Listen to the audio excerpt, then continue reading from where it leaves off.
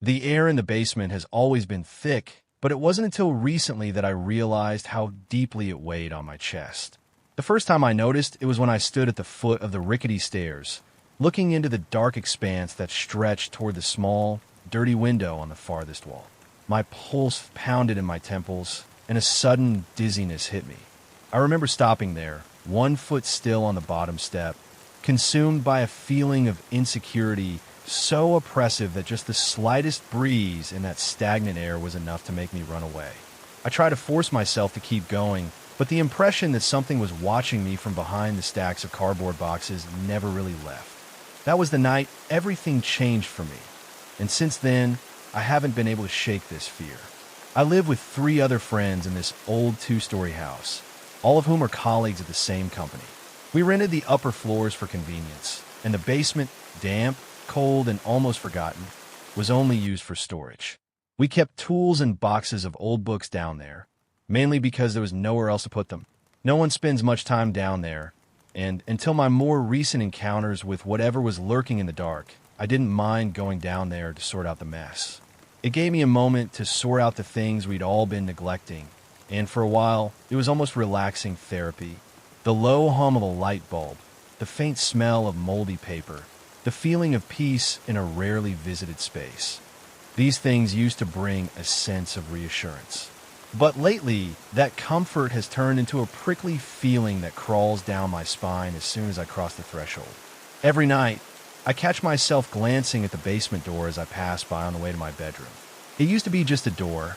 The paint was peeling and the rusty doorknob creaked every time I turned it. Now it loomed in my peripheral vision like a sinister presence.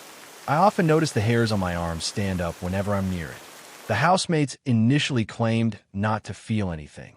One day, however, when I mentioned hearing a soft clicking noise downstairs, the kind of sound you hear when something or someone taps on wooden shelves or moves boxes, I expected teasing. But instead, one of them confessed in a soft voice that he thought he saw a figure moving behind our dusty crates. He insisted it was just an illusion caused by the light, but the uneasiness in his eyes told me he wasn't convinced by his own explanation. In the following days, my insecurity became worse. Every time I set foot on the top step, my breath caught in my throat, and a chill spread from my shoulders down to my fingertips.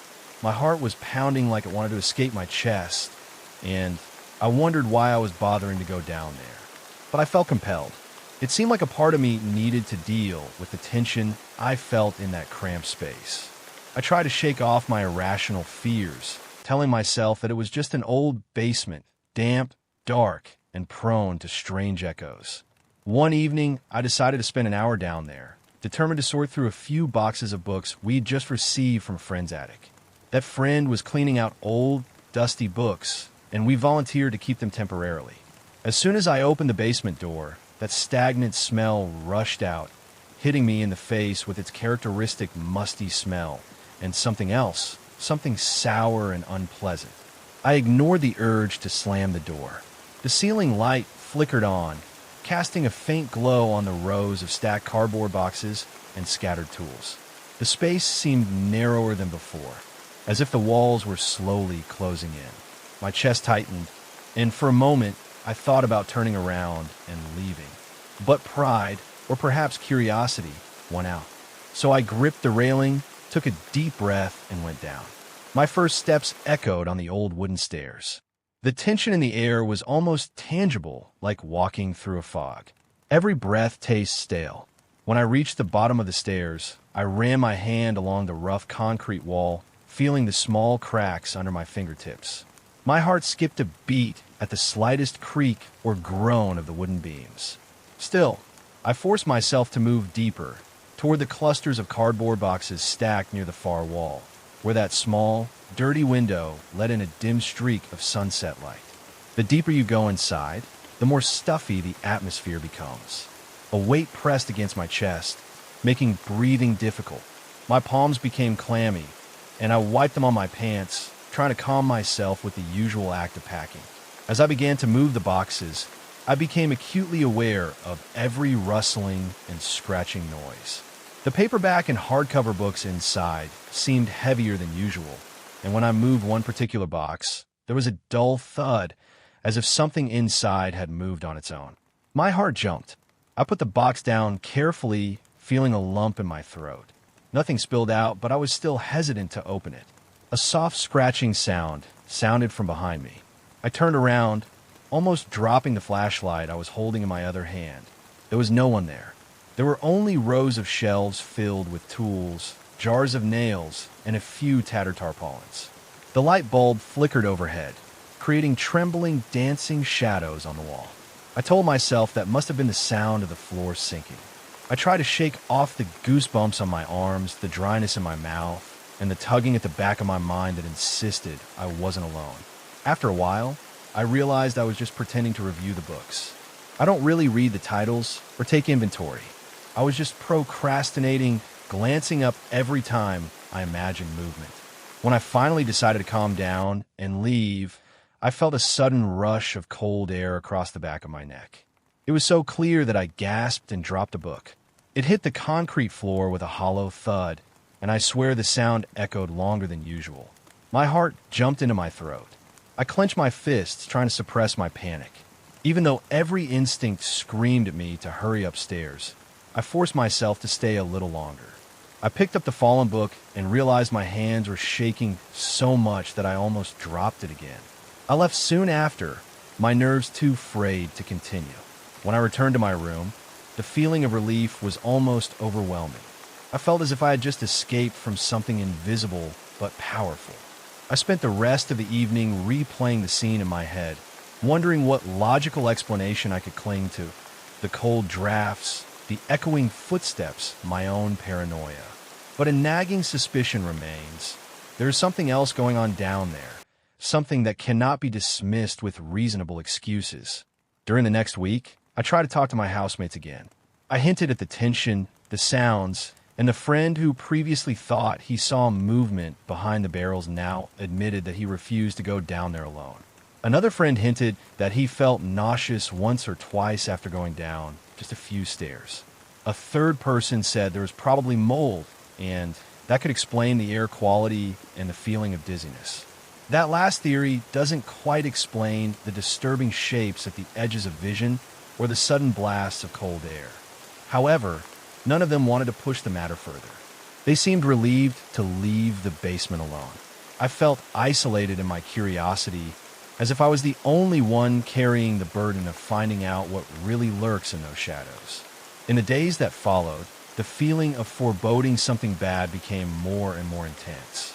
Just walking past the closed basement door was enough to make my heart beat fast.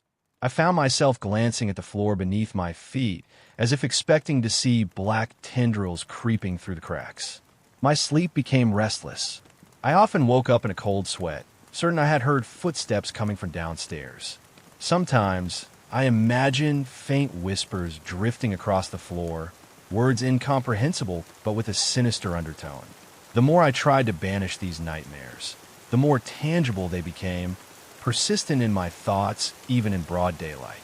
At some point, I decided enough was enough. My fear is turning into an obsession. I reasoned that if I faced it head-on, perhaps I could regain my peace of mind. Late one night, when the whole house was quiet, I armed myself with a strong flashlight, put on a thick coat, and went down to the basement. The door hinge creaked in the silence. My heart pounded against my chest, but I forced myself to move forward. Each step down the stairs is like a step into another world. The darkness became thicker, the air became stale and sour. When I reached the bottom of the stairs, I stopped and slowly shined my flashlight around. The beam of light shines on the same row of shelves, the same stacks of cardboard boxes, but tonight they look distorted, as if their shapes have changed in the darkness, forming unfamiliar silhouettes. My breathing was ragged, and a thin layer of sweat covered my forehead. I took a few steps toward the end of the basement, where the narrow window let in just enough light to create dim shadows on the floor. The tension in the air was unbearable, as if the whole place was holding its breath, waiting for me to make some mistake. I approached a stack of cardboard boxes that always seemed suspicious to me, where my colleague once said he thought he saw something move. As I got closer, I noticed a strange scratching sound, so faint that I almost doubted it was real. It reminds me of the sound of fingernails scratching cardboard or the rustle of something alive trapped inside a box. I froze, shining my flashlight at the exact spot where the noise seemed to be coming from. There was nothing but old boxes and a few folded tarpaulins in the corner of the wall. However, the sound continued, intermittently. My legs felt weak, and my mouth was so dry that it was difficult to swallow. As I stood there, torn between running upstairs and investigating further, the overhead light bulb flickered violently, plunging the basement into almost complete darkness for a heartbeat before flickering back on again. In that brief moment, I caught a glimpse of a vague outline lurking behind the largest box. My entire body tensed up as if an electric current was running through me. I swung the flashlight around, but the shape had disappeared. The only thing visible was the damp concrete wall, broken up by the heavy shadows of stacked cardboard boxes. The scratching sound increased in intensity. Now it sounded like something was moving the boxes from behind, as if trying to make space or trying to push its way out. I could hear my pulse pounding in my ears. My breathing was quick and shallow, each exhalation accompanied by a slight tremor. I took a step back, almost tripping over a tool on the floor. The light flashes again. In that moment, I definitely felt a presence looming right behind me. A blast of cold air brushed the back of my neck, and I spun around, holding up my flashlight, half expecting to see a face staring back at me. There was nothing but stagnant air and clutter. Suddenly, a metallic clattering sounded from the shelves, as if a hammer or wrench had been dropped to the floor. I shined a beam of light towards the sound, feeling my chest tightening more and more. The shelves were shaking, or so it seemed, in the unstable light. My vision was a little blurry, and I had to blink a few times to regain focus. The feeling of being watched weighed on me from every angle. I wanted to scream, to demand whatever was down here to come out, but my voice refused to cooperate. At that moment, my flight response kicked in. My hand shook as I stuffed the flashlight into my coat pocket. I turned on my heel and rushed towards the stairs. My shoulder grazed a shelf, almost dropping a few tools to the floor, but I didn't care. All that mattered was getting back to the relative safety of the upper hallway. I felt something, an icy, invisible force, brush against the back of my neck as I sprinted. A choked sob escaped my throat. I practically threw myself against the railing, jumping up the stairs 2 steps at a time.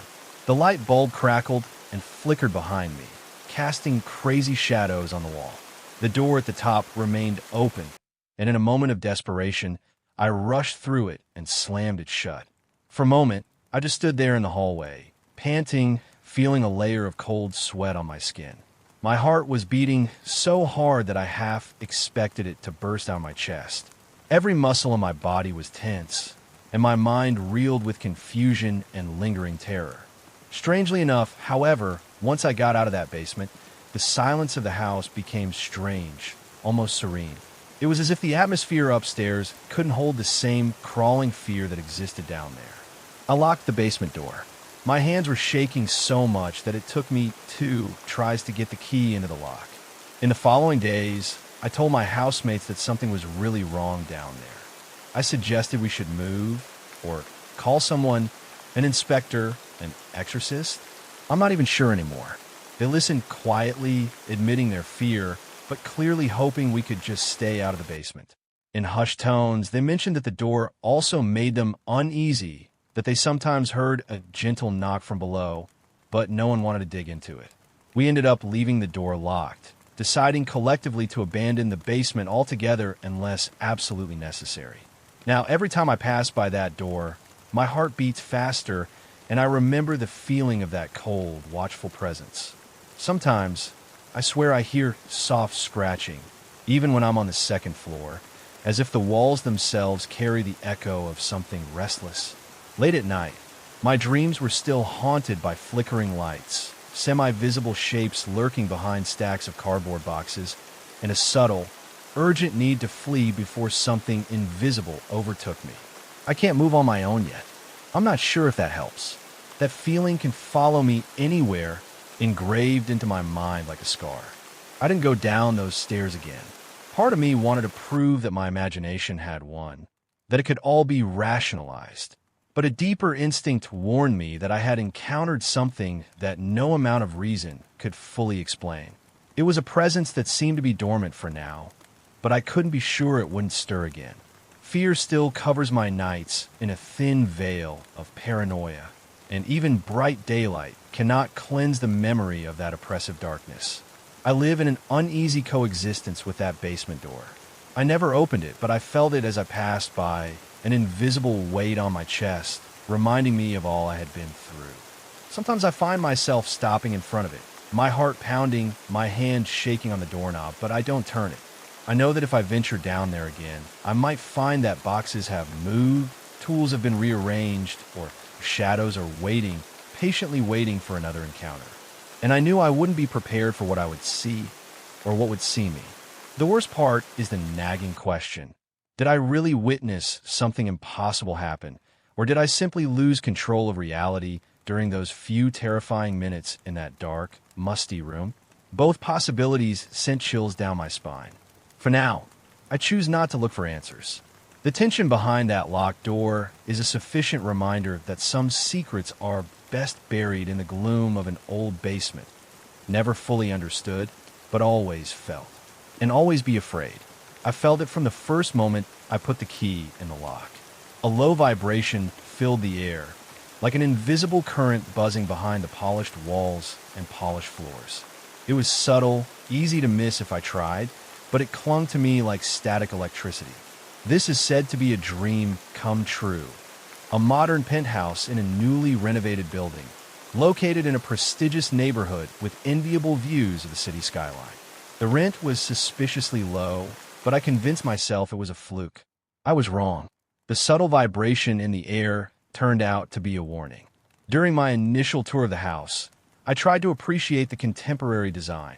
High ceilings, exposed concrete beams, floor-to-ceiling windows spanning the main living space.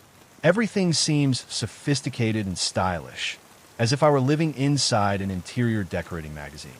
The building's hallways smell of fresh paint and newly laid carpet. The faint smell of industrial cleaning products wafted around the lobby, and I thought it was a sign that everything was brand new and well-maintained. A friendly but distant building manager mentioned that I was one of the first tenants to move in after a major renovation project. I consider it a good omen. During the first few days, I felt surprisingly comfortable. My furniture fits perfectly into the open space. Sunlight streams through the large windows every morning, illuminating the quartz countertops and impeccable metal details in the kitchen. In the evening, I would sit on the plush sofa and bask in the view of the city lights, telling myself that this was exactly the urban life I had long envisioned. However, there was something about the quiet that made me uneasy. The building itself was too silent. I rarely hear noise from my neighbors, not even the usual muffled footsteps in a hallway or the TV behind closed doors. More than once, I caught myself checking the peephole, unsure if I actually heard something rustling in the hallway or if it was just my imagination. My heart skipped a beat every time I looked through that fisheye lens, but I never spotted anyone. It was on Thursday night that I started to notice changes. At first, the change was so small that I almost ignored it. The coffee table appears to be slightly displaced from its original position. I assumed it was due to poor memory. Perhaps I bumped into it while cleaning or moved it absent-mindedly. But my uneasiness remains, intensified every time I find a closet door ajar in the morning, even though I made sure to close everything the night before. Over the following days, those small differences piled up. A lamp on the side table was turned slightly away from a sofa. The stools of the kitchen island are not lined up neatly. One morning, the silverware drawer was half open, all the utensils in disarray, despite my meticulous habit of keeping them tidy. Every time I notice something is wrong, my heart beats faster. I try to tell myself that I was simply overloaded with work or that I was more absent-minded than I thought. But any explanation I offered myself seemed flimsy. I decided I needed proof. I put small pieces of tape on the floor, around the legs of the chair and coffee table. It's a crude method, but at least it will confirm whether the furniture actually moves when I'm not there. I also check the door lock before I leave every morning, making notes on my phone about the exact number of times I turn the key and how firmly I push the door to make sure it's closed tightly. I even tucked a strip of paper between the door and the door frame as a subtle indicator. One evening, I returned home after a long and tiring day of meetings. I entered the penthouse and felt a rush of cold air pass over me, as if the temperature had dropped the moment I crossed the threshold. My arms got goosebumps even though the indoor climate was mild. I turned on the light and immediately glanced at the furniture in the living room. The two chairs had definitely moved outside the range I had marked. My heart started beating strongly. Even more disturbing, the thin sliding door that opened onto the porch was slightly ajar. I'm sure I locked it that morning. I clearly remember hearing the click of the door latch. However, now it opened a gap, letting in the faint noise of traffic in the distance. I hastily checked the door, thinking perhaps I'd left it loose or the renovation was not up to standard.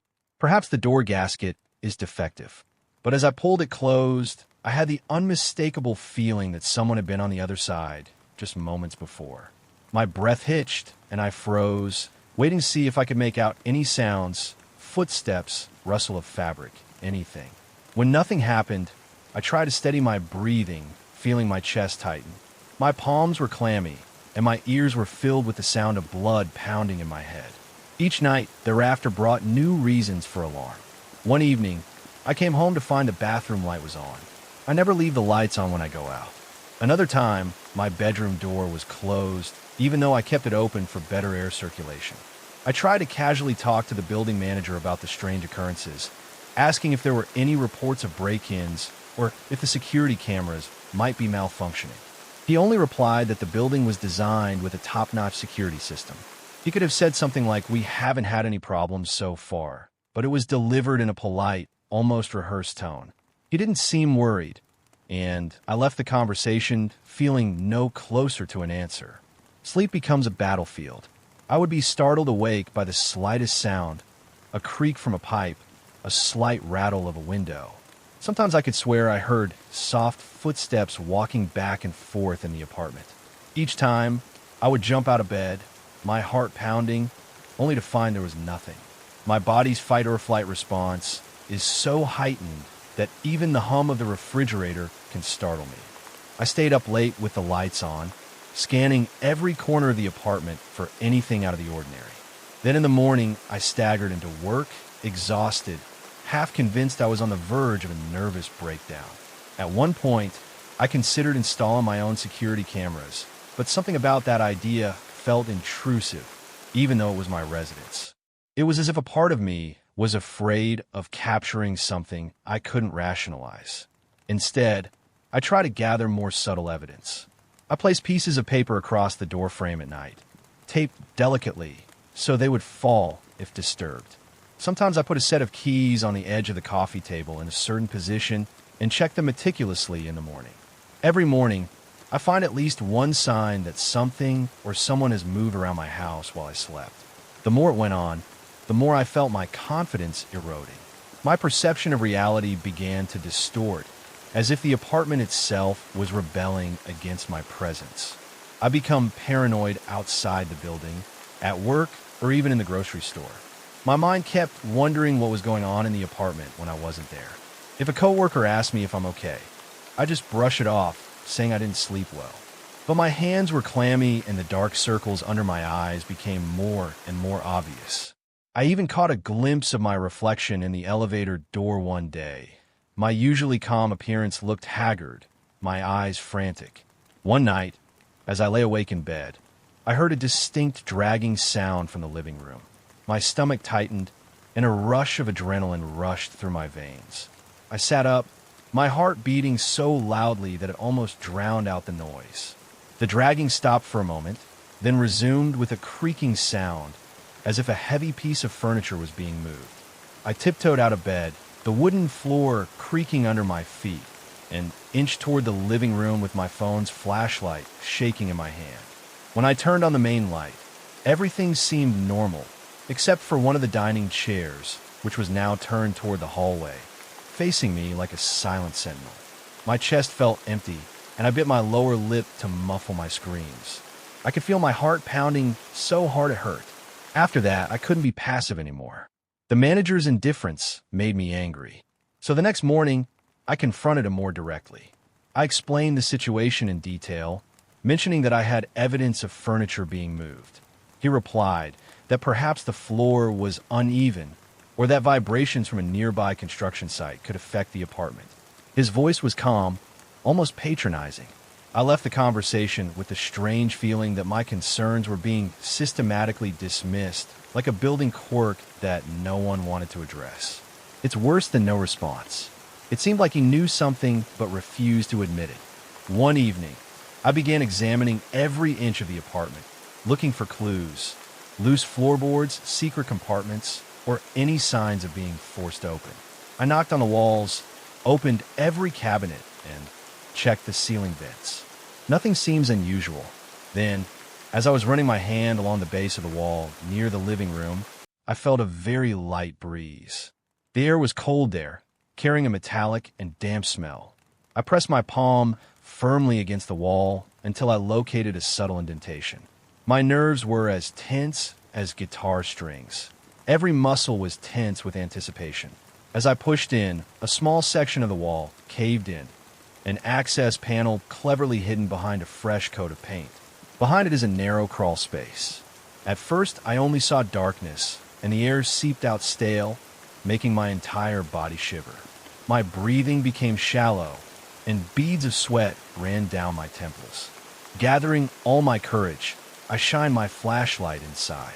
The beam of light revealed nothing more than a narrow passageway that seemed to run along the perimeter of the apartment. But what surprised me were the scratches on the dusty floor of the crawl space, as if someone or something had moved through it. My throat tightened. My vision blurred for a moment as fear surged. My immediate impulse was to slam the door shut, but curiosity fought with fear. I reached in with trembling hands, my heart pounding so hard it echoed in my ears. The passageway is so narrow that I can only crawl if I dare to enter. A wave of claustrophobia swept over me. I don't know what I expected to find, but knowing that there was a hidden passage running adjacent to my walls made my skin crawl. That night, sleep was impossible. I sat on the sofa, lights on, phone in hand, debating whether to call someone, a friend, a locksmith, or even the police. But what shall I say? That my furniture moved on its own, and I found a secret passage with footprints? It sounds absurd, like the opening of a cheap horror movie.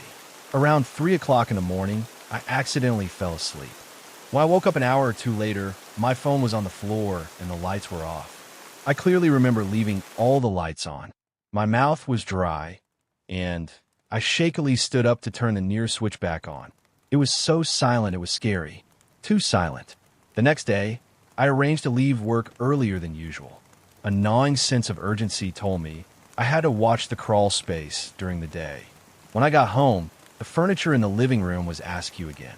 This time, a chair was completely overturned. My heart pounded as I yanked open the secret door on the wall. A blast of cold, stale air rushed out, carrying an almost electric smell.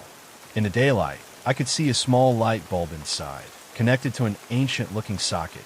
I turned it on, and it beeped and emitted a weak, flickering light. Then, with shaky legs, I crawled inside. Fear of what I might find threatened to paralyze me, but I continued. The space was cramped, forcing me to crawl over debris and dust-covered floors. After a few meters, I noticed faint footprints in the dust, bare footprints that seemed fresh. My scalp tingled with fear, and I began to question everything. Is this an intruder sneaking in at night? But how and why? The hallway turned suddenly, leading deeper into the darkness. My breathing became labored, and sweat made my palms slippery. Finally, I came to a dead end that opened into a small room with an old metal chair. A single piece of paper lay on the chair, folded neatly. My heart was pounding when I picked it up. All it said, in shaky handwriting, was a brief note describing that the building does not belong to us. No signature, no date. It doesn't mean anything. A sudden metallic clattering sound rang out from somewhere behind me, as if the wall had closed. My whole body stiffened. A rush of pure adrenaline made me panic. I crawled backwards toward the entrance, banging my shins and elbows against the narrow walls. By the time I reached the door, I was out of breath, my t-shirt soaked with sweat. I half expected the door to seal shut, trapping me inside, but it slid open with a creak, revealing my apartment. When I got out, I couldn't stop shaking. My mind whirled with questions. Who made that noise? Was that just the sound of the building sinking, or was there something else in there with me? I slammed the door shut, dragged the heaviest bookcase I owned across the living room, and wedged it against the wall to block the entrance. My hands shook uncontrollably, and my vision danced with black spots from hyperventilating. I tried to calm myself, breathe deeply through my nose, count to 10 before exhaling. It hardly helps. My entire body felt like a live wire, overloaded with terror. My thoughts raced. Is this place haunted, or is it a twisted design left by the previous owners? The manager's indifferent attitude shows that he knows something but does not want to share. Something inside me broke that evening. My fear turned into a desperate determination. I can't live like this anymore, doubting my sanity every moment. I stuffed my essentials into my backpack, grabbed my keys, and left the penthouse. When I stepped into the elevator, my heart felt like it was about to burst out of my chest.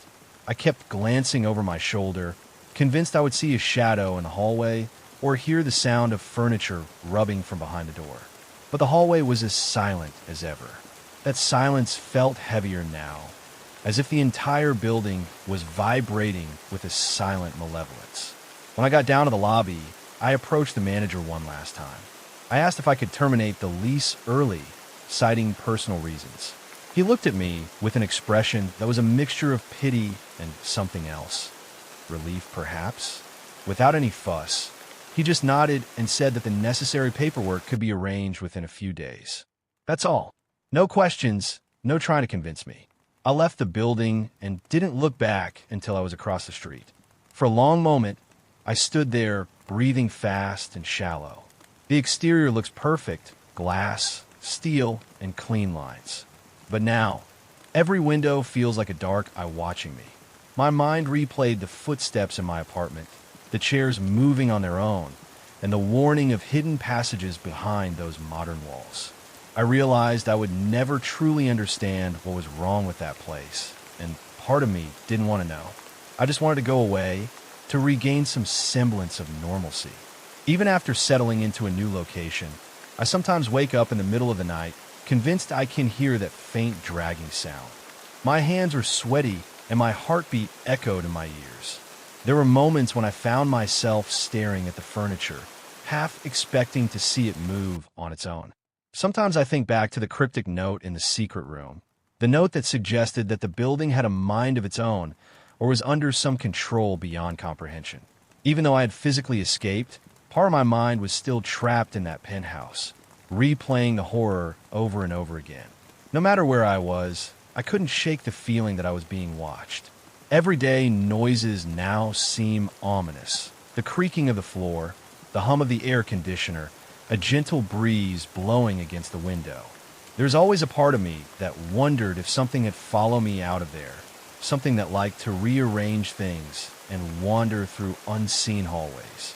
Late at night, when my new apartment was silent, I lay awake, my heart pounding, my ears straining to hear the slightest noise.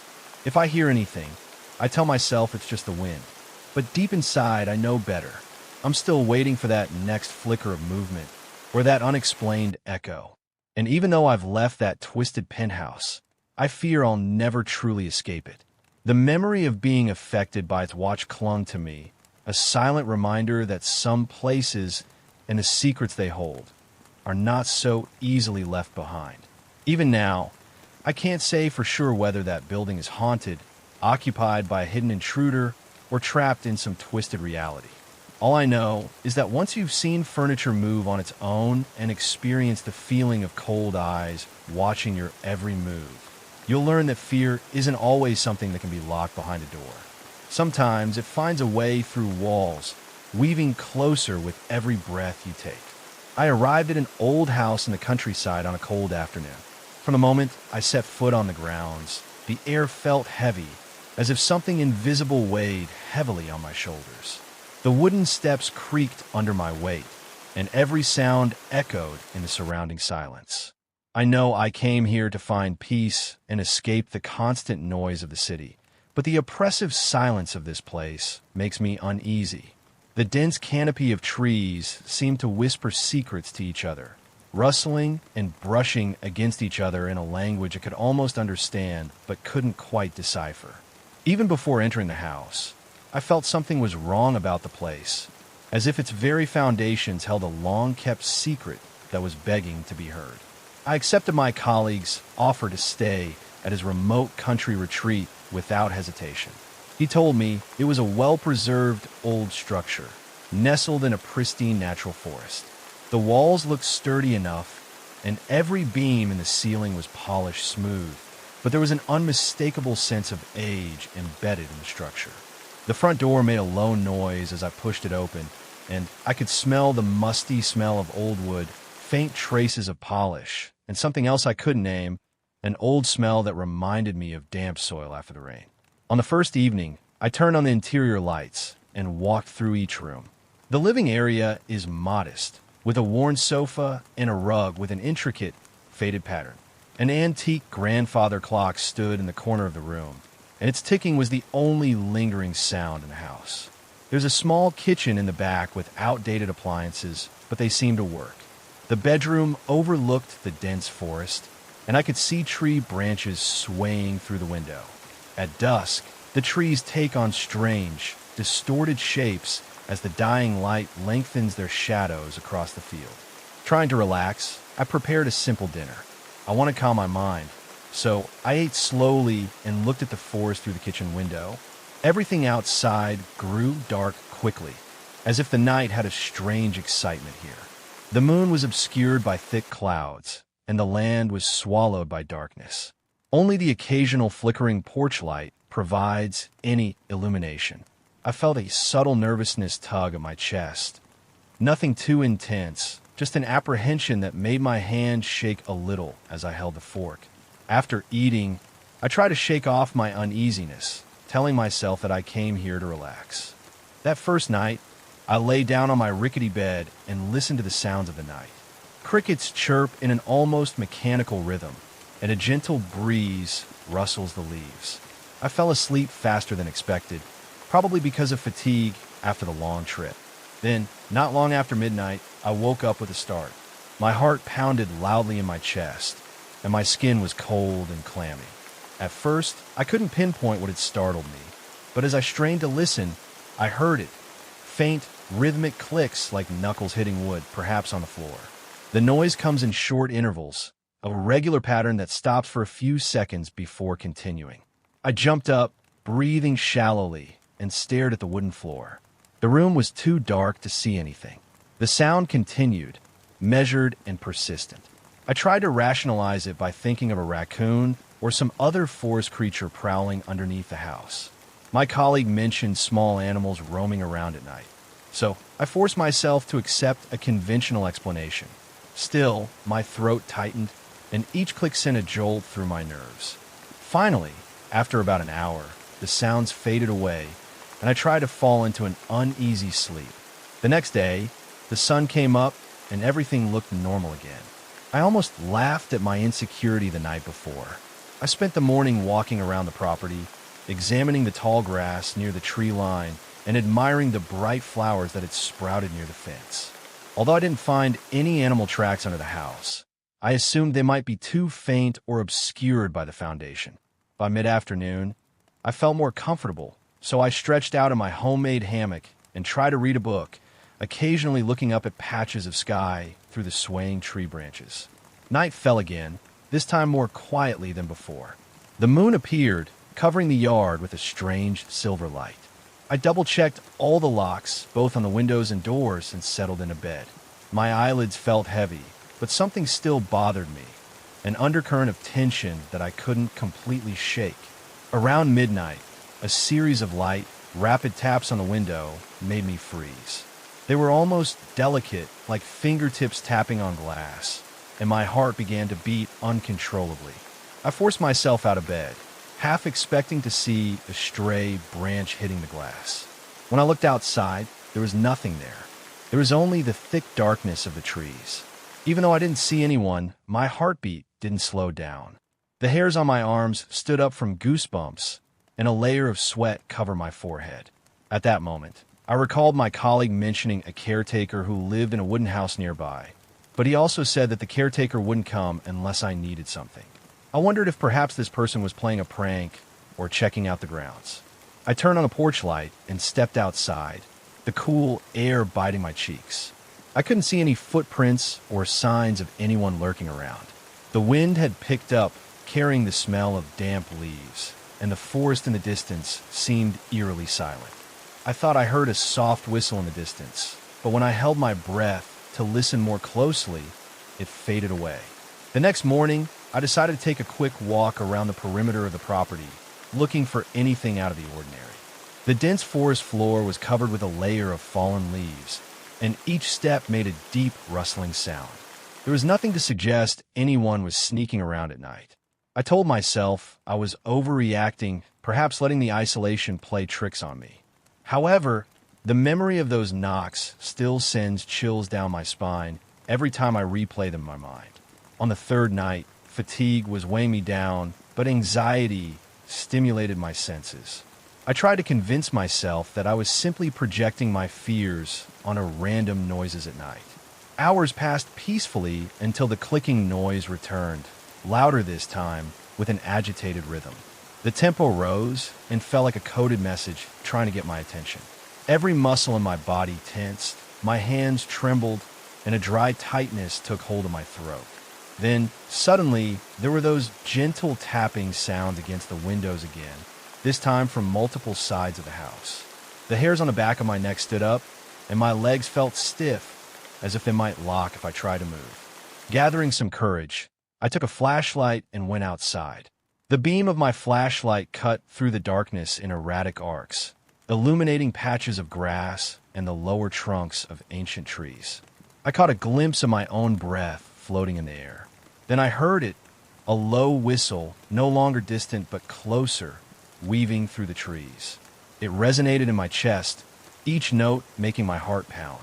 I scanned the edge of the forest, but only saw shifting shadows created by the moonlight. In an attempt to regain my composure, I climbed onto the porch and tried to call out, but the night swallowed my words. I considered calling a coworker or even the custodian, but felt it was too late for that, and I had no solid reason to accuse someone of causing a disturbance. Instead, I locked myself inside and stayed awake by the flickering light of a single lamp until dawn finally broke. My nerves were as tight as strings the next morning. The tension was physically evident. My hands shook as I tried to pour coffee.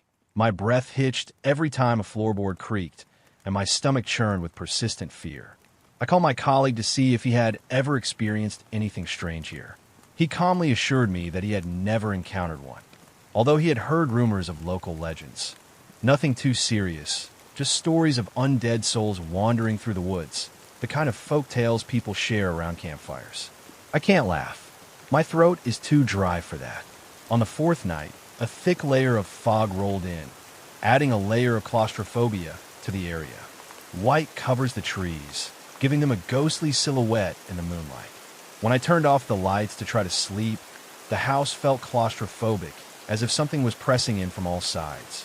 My heart pounded in my ears, a steady drumbeat matching my shaky breaths. I suddenly woke up around 1 a.m., disoriented and clammy. My ears strained to hear any unusual sounds. The wood creaked beneath me, and then the tapping started again. Only this time it moved like footsteps scratching against a board. It moves from one corner of the house to another, slowly and deliberately. I could imagine something crawling or dragging itself across the floor. Fear curled in my stomach. Then the tapping on the window continued, as if slender fingers were drumming impatiently. I pressed my palm to my ear and tried to stop it. My own pulse roared in my head, but I couldn't block out the sound. After a few minutes of this auditory torment, I decided I had to see it for myself. I clenched my jaw, mustered a surge of determination, and turned on the light. My vision was blurry from adrenaline, but I forced my shaky legs to carry me to the window. Through the glass, all I see is darkness. Then there was a flash of movement near the tree line, just enough to set off every alarm in my body. I tried to focus on the shape, but it blended into the darkness. A thought crossed my mind. Maybe I was losing my mind, seeing an illusion created by my fear. My chest tightened, and I was drenched in sweat despite the cold night. The next day, I tried my best to cling to some semblance of reason. I searched under the house again, but couldn't find any holes or tunnels that an animal could use to get down and make such noises. The caretaker stopped by briefly to check on some loose fences.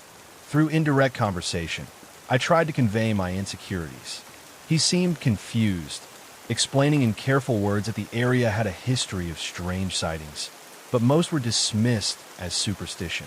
Even so, he advises me to be cautious at night and keep the fire burning if possible, which he says can deter unwanted guests, human or non-human. After he left, the stillness of the grounds felt heavier, like a suffocating cloak. On Thursday night, things escalated. The air had an electric quality, and the forest was eerily silent. No chirping insects, no rustling leaves, just a tense stillness. I can't relax. My heart was pounding before anything happened. Suddenly, the tapping on the window came again, sharp and purposeful, followed by that persistent clicking sound from under the floor. A layer of cold sweat covered my body. I felt the walls closing in, and my breathing became frantic. My mouth was dry, and I had to swallow repeatedly just to keep from choking on my own fear. That's when the light started flashing. The lamp in the living room flickered rapidly, and the light bulb on the ceiling in the hallway flickered as if it was about to die. Each ray of light cast jagged shadows on the wall, creating fleeting shapes that seemed to jump towards me. My paranoia peaked, and for a moment I was sure I saw a figure at the window, tall, impossibly thin, staring out. A wave of nausea came. I stumbled back, bumping into a small table. I heard the sound of an ancient vase breaking, but my eyes were still glued to that spot by the glass door.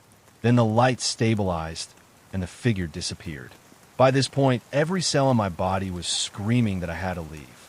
I quickly packed my things. My hand was shaking so much that I almost dropped my phone.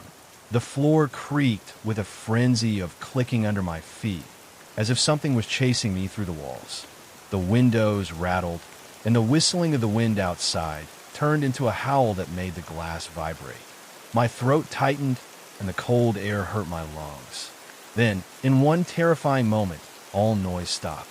No wind, no knocking, no creaking floor. It was as if the house was holding its breath, waiting. In that moment, I was sure something was right behind me. The hairs on my arms stood up, and a paralyzing chill ran down my spine. A gnawing sense of fear enveloped me.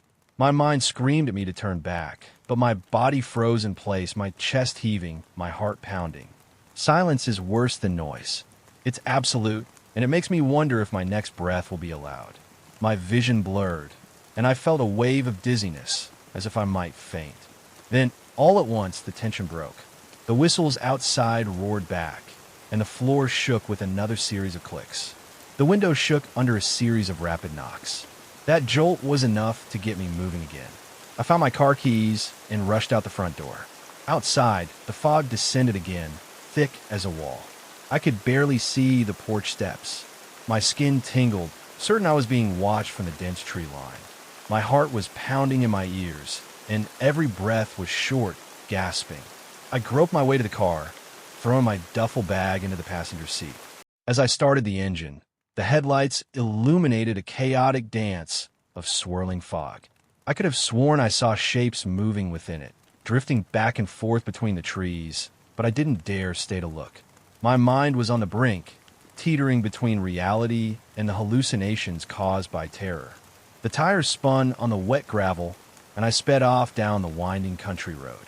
In the rearview mirror, the dim silhouette of that old house faded into the fog. When I finally reached the paved road, my heart rate was still unstable, and my body felt like it had been through some sort of battle. My skin tingled with residual fear, and I caught myself checking the back seat, convinced that something might have followed me. Even hours later, when I stopped at a roadside restaurant for coffee, my hands couldn't stop shaking.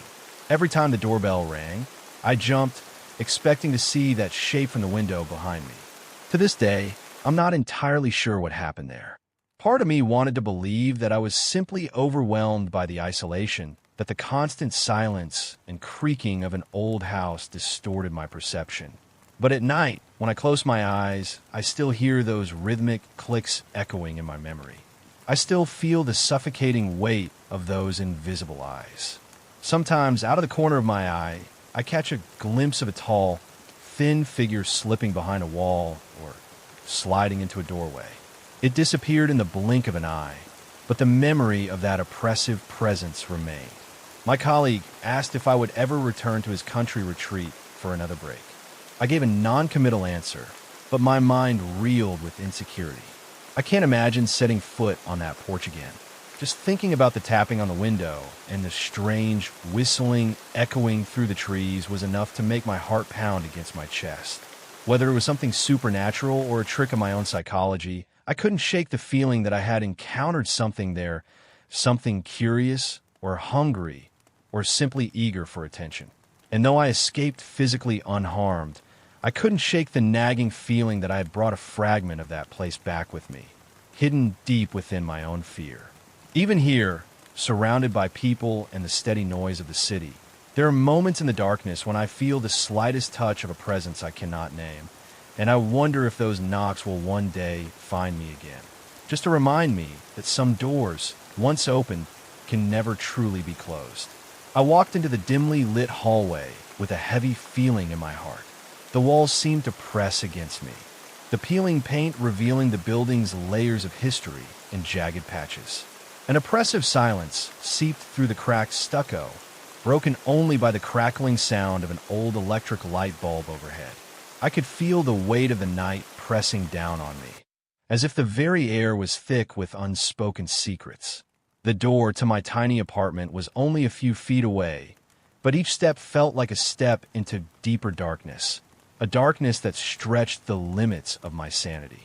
Even before I turned in the key, I felt like I was no longer alone in this place, even though logic insisted I was the only one there.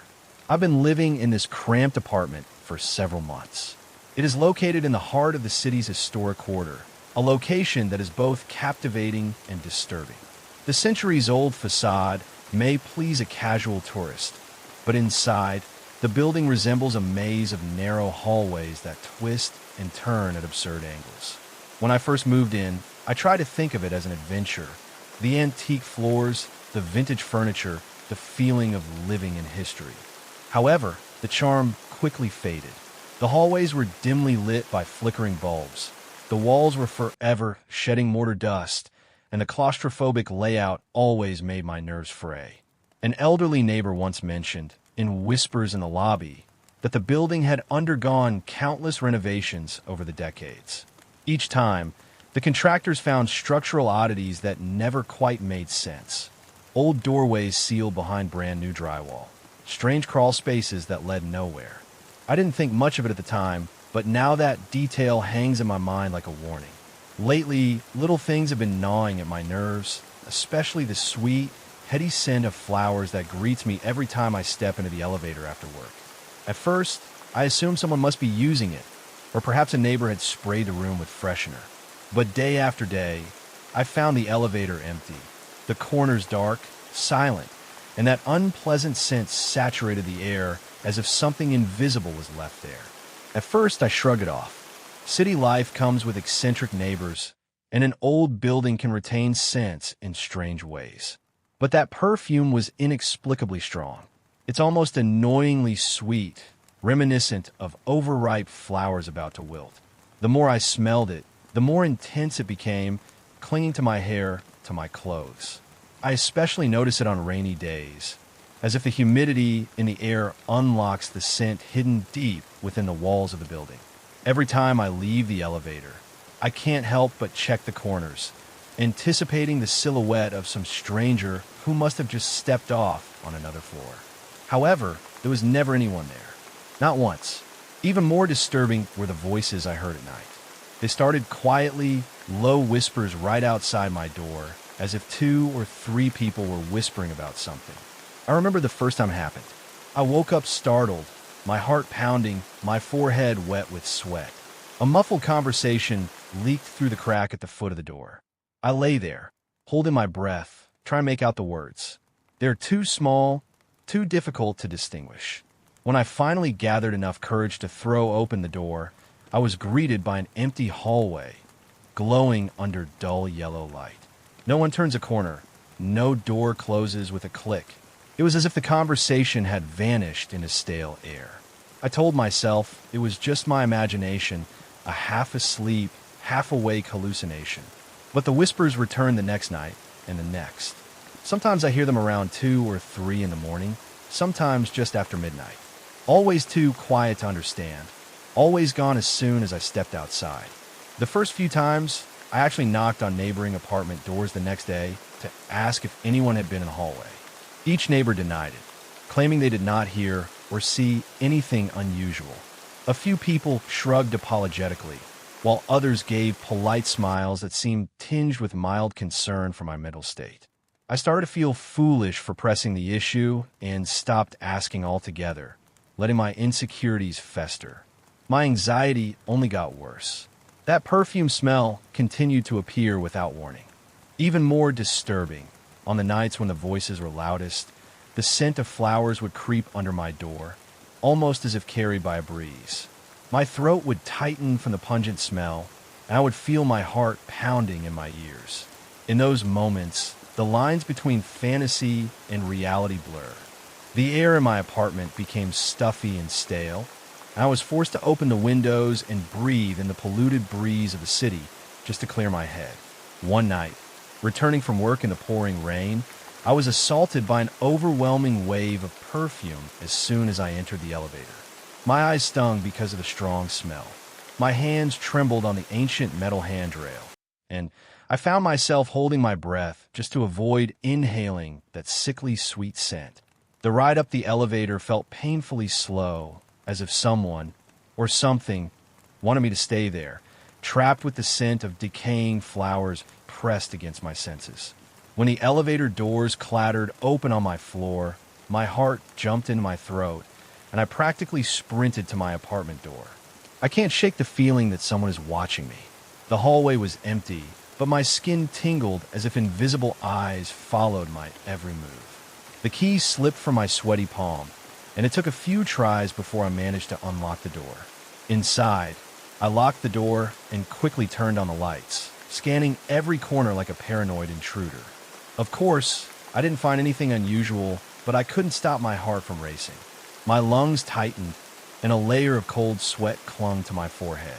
In the following days, the feeling of being watched never left me. Even at work, my concentration decreased. I caught myself glancing around the corners of the office, expecting a flicker of movement that never appeared. My coworkers noticed I'm stressed. One of them asked me if I could sleep. I mumbled some excuse about stress and work deadlines, not daring to mention the strange circumstances in my building.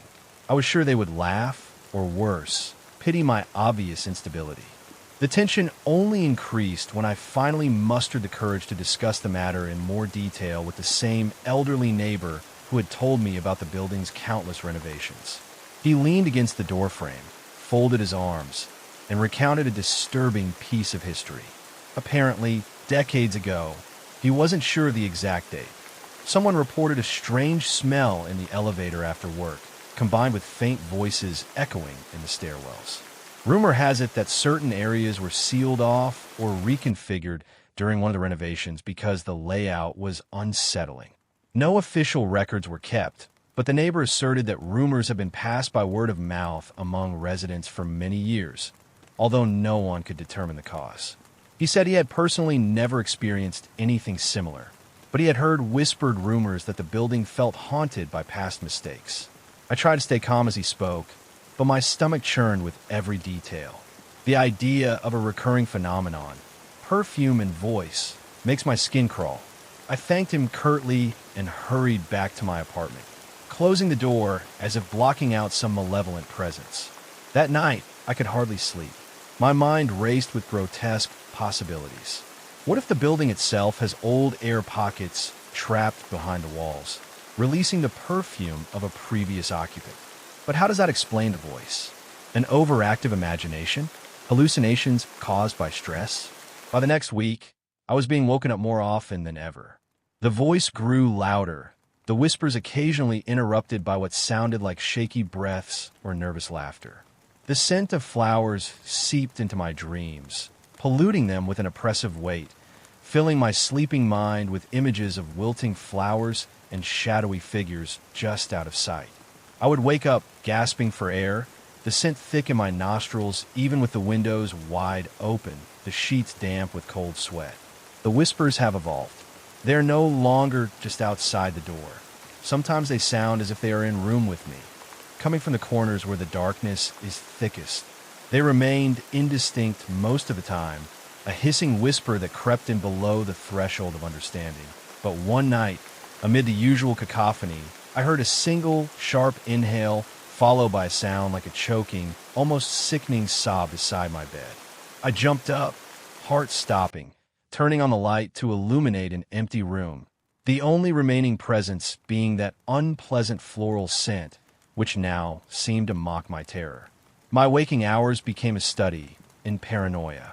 I started examining the walls, running my hands along the mortar near the vents and baseboards, looking for any cracks or crevices where the scent could escape. Near the wall that shares the hallway, close to the floor, I found an area where the stucco felt a little colder, wetter than the rest. When I put my ear to it, I couldn't hear a whisper, but I felt a very slight, almost imperceptible vibration, like the hum of distant machinery or something else. The smell of perfume was strongest there, a suffocating concentration that made my head spin. Is this near one of the sealed areas the neighbor mentioned? I tried everything to combat it. Air purifiers, scented candles, leaving the radio on low all night, but nothing hid the perfume or drowned out the intermittent whispers. They are permeable, persistent, and invasive. My work suffered, my appetite disappeared, and my reflection in the mirror showed a stranger with haunted eyes and shaking hands. The tipping point came on a Tuesday night. The air was heavy, signaling an approaching storm. I was curled up on the sofa, tried to read a book, but mostly just listening, every nerve on edge. The smell of perfume poured in under the door like a tangible fog, thicker than ever. And then the whispers started, not from the hallway, not from the corners, but right next to me. A cold spot formed on the cushion next to where I sat, and a low, layered whisper rose, swirling around my head. I couldn't move, couldn't breathe. The stench was so strong it burned my throat. Through the cacophony of sounds, a phrase seemed to coalesce, repeating softly, persistently, right in my ear, still here, always here. A scream stuck in my throat, silent and suffocating. In that moment, I didn't care about logic or evidence. I crawled off the sofa, tripping over my own feet, grabbing my keys and wallet from the table next to the door. I don't pack. I didn't even take my coat. I threw open the door and ran, the whispers seeming to follow me down the narrow, winding hallway. The elevator arrived with a groan. The inside was filled with that unbearable floral scent. I don't go in. I rush down the fire escape, my own frantic footsteps echoing off the concrete walls, mixed with ghostly whispers that I couldn't seem to escape. Rushing out into the cool night air was like rising to the surface after nearly drowning. I stood there on the sidewalk, panting as rain began to fall from the dark sky. I looked back at the old building. Its windows looked like empty eyes looking down. I can almost imagine the smell of perfume clinging to the facade, the whispers trapped inside its ancient walls. I never go back. I left my deposit, my belongings, everything. I called the landlord from a payphone the next day, mumbled something about a family emergency, and mailed the keys back. Like the manager in the penthouse story, he asked very few questions, his voice carrying the same distant, almost knowing quality. Even now, in another apartment miles away, I sometimes catch the faint scent of flowers when there are no flowers around. Sometimes late at night, when the city is silent, I think I hear the slightest hint of a whisper right at the edge of my hearing. I told myself it was the wind, or the building was sinking, or just the aftershocks of trauma. But I know what I went through in that cramped apartment, in that building saturated with history and secrets. I didn't see anything specific, but the feeling, the scent, the voice, they were real to me. And sometimes I wonder about those sealed spaces, about what history, or what presence, remains trapped behind the stucco, forever whispering, forever scenting the air with its lonely, decaying existence. I escaped the building, but like everyone else you've heard tonight, I feared some of its oppressive weight, its lingering scent, which had become a permanent resident in the corridors of my own mind.